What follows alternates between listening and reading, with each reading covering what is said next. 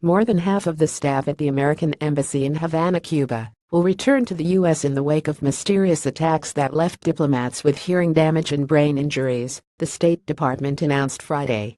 The department said that the staff drawdown was necessary to ensure their safety. And because our personnel safety is at risk, and we are unable to identify the source of the attacks, we believe U.S. citizens may also be at risk, and warn them not to travel to Cuba, the department added in a travel advisory. The attacks have injured 21 Americans associated with the embassy so far, as well as Canadian diplomats. Attacks took place in the diplomats' homes as well as hotels. The last attack occurred in August, according to the New York Times.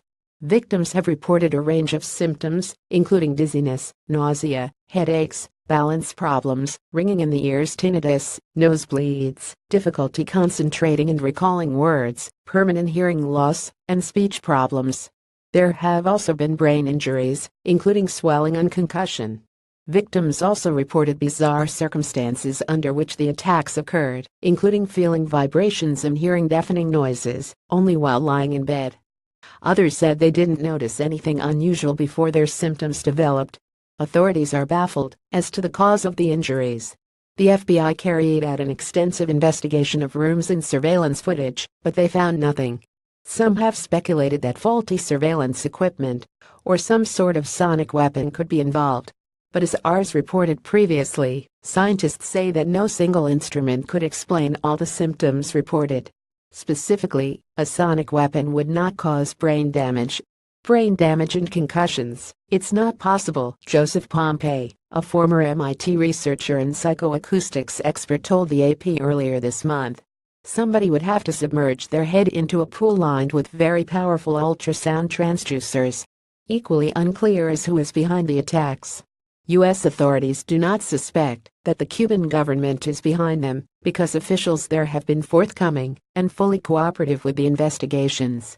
And the fact that a Canadian diplomat was attacked also drew suspicion away from the Cuban government. The two countries have a long-standing friendly relationship. Whoever is doing this obviously is trying to disrupt the normalization process between the United States and Cuba, Leahy told the Times today. Someone or some government is trying to reverse that process. Authorities speculated that a third government, such as Russia, or a rogue government unit may be to blame.